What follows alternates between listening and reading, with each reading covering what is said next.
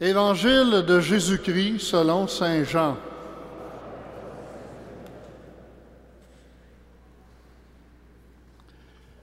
Après la mort de Jésus, le premier jour de la semaine, Marie-Madeleine se rend au tombeau de grand matin, alors qu'il fait encore sombre.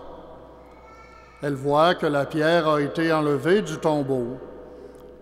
Elle restait là, dehors, à pleurer devant le tombeau.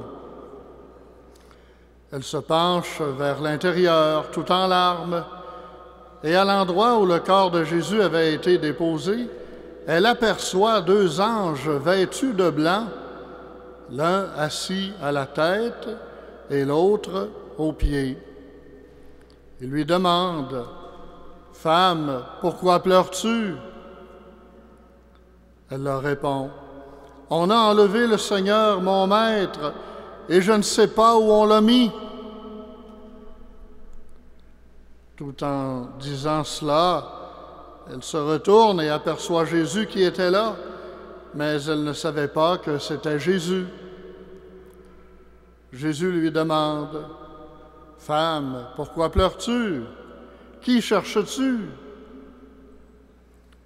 Le prenant pour le gardien, elle lui répond « Si c'est toi qui l'as emporté, dis-moi où tu l'as mis, et moi j'irai le reprendre. » Jésus lui dit alors « Marie !» Elle se tourne vers lui et lui dit « Rabouni », ce qui veut dire « maître » dans la langue des Juifs. Jésus reprend « Cesse de me tenir, je ne suis pas encore monté vers le Père. Va plutôt trouver mes frères pour leur dire que je monte vers mon Père et votre Père, vers mon Dieu et votre Dieu. » Marie-Madeleine s'en va donc annoncer aux disciples « J'ai vu le Seigneur et voilà ce qu'il m'a dit. » Acclamons la parole de Dieu. Mes chers amis, je tiens peut-être à faire un petit rappel sur ce que l'on a partagé hier. Vous vous souvenez, j'avais essayé de résumer la réflexion qu'on a faite ensemble par 3 mots. Écouter pour voir. Écouter à partir du dedans de chacun de nous-mêmes pour voir Dieu. J'avais aussi rappelé des questions que des enfants posent quand je les visite à l'école, surtout quand ils ont 9-10 ans, dans une simplicité naïve, c'est formidable. Et ça dit beaucoup sur l'univers qui les habite et sur le monde d'aujourd'hui. Ils reflètent passablement un peu ce qui se dit autour d'eux. Nous voulons tous voir Dieu. Et nous nous sommes demandé hier, mais sommes-nous prêts à nous arrêter pour écouter sa présence discrète qui nous habite? Ce soir, j'ai résumé mon propos aussi en 3 mots. Chercher pour trouver. Centrons notre réflexion sur l'Évangile que nous venons d'entendre. Ce passage nous raconte l'histoire d'une femme, Marie-Madeleine. On la connaît bien. Elle a inspiré toutes sortes de personnes, des artistes, de la musique, Jesus Christ Superstar, tout le reste. C'est un personnage central souvent dans certaines œuvres musicales, théâtrales. Et Marie-Madeleine, une femme qui a cherché avec beaucoup de passion, la passion qu'on lui connaît, pour retrouver le Christ. Elle est la première à reconnaître le ressuscité. Chercher pour trouver Dieu, c'est le défi de toute sa vie et de la nôtre. Vous savez, ces mots traversent toute l'Écriture, toute la Bible. On les retrouve pratiquement, ce défi-là est le défi des hommes d'hier comme ceux ou celles des personnes d'aujourd'hui. Dans l'Ancien Testament, le prophète Jérémie écrit ou proclame « Quand vous me chercherez, vous me trouverez pour m'avoir cherché de tout votre cœur. Je me laisserai trouver par vous. » Et dans l'Évangile,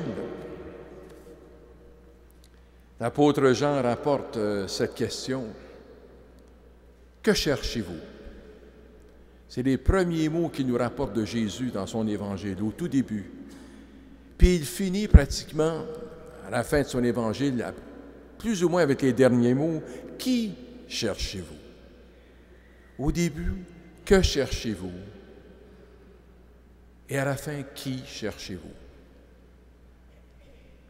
Cette recherche est tellement importante pour Marie-Madeleine qu'on peut lui attribuer ce soir des paroles de la première lecture du livre des Cantiques, bien que ce sont les paroles de la mariée. Je veux y revenir parce que je trouve ce texte tellement beau. Écoutez, « Toute la nuit, j'ai cherché celui que mon cœur aime. Étendu sur mon lit, je l'ai cherché. Je ne l'ai pas trouvé. Il faut que je me lève, que je parcours la ville, ses rues et ses carrefours. Je veux chercher celui que mon cœur aime. Je l'ai cherché, je ne l'ai pas trouvé. » Il faut que je parcours la ville, ses rues et ses parcours. C'est ma devise d'évêque, pour le Christ dans la ville. Je me sens confortable à ça. Parcourir la ville, ses rues et ses parcours, pour dire Jésus. Cependant, Marie-Madeleine avait mal saisi au départ celui qu'elle cherchait. Elle cherche le vivant parmi les morts. Elle se doit de corriger le tir. Il nous arrive souvent, nous aussi, de mal saisir. De mal saisir Dieu. De mal saisir un peu ce qui nous interpelle ou ce qui pourrait être de vraies réponses aux questions que l'on se pose. Nous devons, nous aussi, avoir la simplicité et l'humilité de corriger le tir. Cette expérience de chercher pour trouver Dieu sera toujours le grand défi de la vie. On aurait beau avoir trouvé le Seigneur, on sentira toujours le besoin de continuer à le chercher. C'est pas comme quand on a perdu son trousseau de clés. On le retrouve et puis, la chose est réglée. Parce que Dieu est tellement grand, tellement fascinant, tellement grand et fascinant, on ne pourrait jamais imaginer sa grandeur. On cherchera toujours à pénétrer un petit peu ce mystère. Nous resterons toujours sur notre faim. J'ai soif de toi, mon Dieu, j'ai soif, j'ai faim. On aurait beau manquer de souffle, il nous arrive des fois sur le chemin de la vie d'être essoufflé. On prend nos distances, on ralentit le pas, on oublie ce qui fait l'essentiel de notre vie. Grâce à Dieu, il finit toujours par nous rattraper. Merci Seigneur. Marie-Madeleine, ce qui m'impressionne chez elle, c'est que c'est une femme de persévérance, une femme de cœur. Et vous, les disciples avaient vite, eux, quitté le tombeau. Elle ne pouvait pas le quitter. Celle-là seule qui n'avait pas cessé de chercher est la première à trouver de ressusciter. Sa persévérance lui donne de connaître la joie de croire et de partager la vie de celui qu'elle aime. Dieu veut notre bonheur. C'est tellement vrai que quand on parcourt aussi, surtout tous les évangiles, mais surtout celle de Jean, constamment ça revient. On dit surtout, puis on dirait que Jean insiste quand il arrive vers la fin de son évangile, au 15e, au 16e chapitre, vers le 17e, vers la fin. On dit, l'apôtre Jean nous dit, « Je vous dis cela », et il met ça dans la bouche de Jésus, « Je vous dis cela pour que ma joie soit en vous, que votre joie soit parfaite. » Ailleurs, il dit, « Jusqu'ici, vous n'avez rien demandé en mon nom. Demandez et vous recevrez, et votre joie sera parfaite. » Puis dans sa grande prière, chapitre 17, il dit, « Maintenant, Père, je viens à toi. Et je dis ces choses encore présentes dans le monde pour qu'ils aient eux-mêmes ma joie en plénitude. » C'est clair, Dieu veut notre bonheur. La réponse de Marie-Madeleine à la question du jardinier, « Qui cherches-tu ?» nous dit combien Marie est un passionné du Christ. Elle est une passionnée du Christ. Elle nous dit tout du profond désir qu'elle a pour lui. Elle dit, si c'est toi qui l'as emporté, elle dit ça à l'ange, si c'est toi qui l'as emporté, dis-moi où tu l'as mis et moi, j'irai le reprendre. Il faut le faire. À ce moment, vient le point de la rencontre.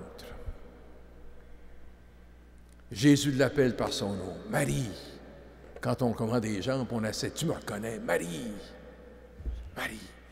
Et Marie qui est remplie de toute cette connaissance, cette intimité qui a eu lieu finalement de relations spéciales entre Jésus et puis Marie-Madeleine. Marie. Et Jésus lui répond, et elle lui répond, Rabouni, Maître. La nouvelle vie que le ressuscité lui donne de partager, la changera pour toujours. Elle en sera marquée. Et vous remarquerez immédiatement, au moment de ce grand moment d'intimité, d'expérience personnelle de Dieu, le Seigneur, le ressuscité, sans le besoin de dire à Marie, qui s'agrippe à lui, cesse de me retenir, va plutôt vers mes frères. Voilà. Pas d'amour possessif. On le sait même dans nos vies, l'amour possessif mène nulle part. Quand on aime, c'est pour voir l'autre heureux. On s'oublie pour l'autre. On pense aux autres avant soi.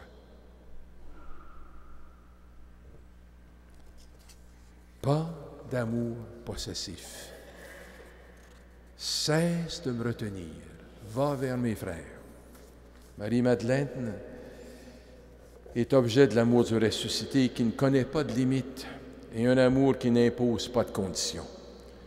Nous sommes tous et chacun appelés à vivre pareille rencontre avec le ressuscité. Le Christ a marqué tout notre être par sa résurrection, tout ce qu'on est, cœur, corps, âme, tout ce que nous sommes, intelligence, tout.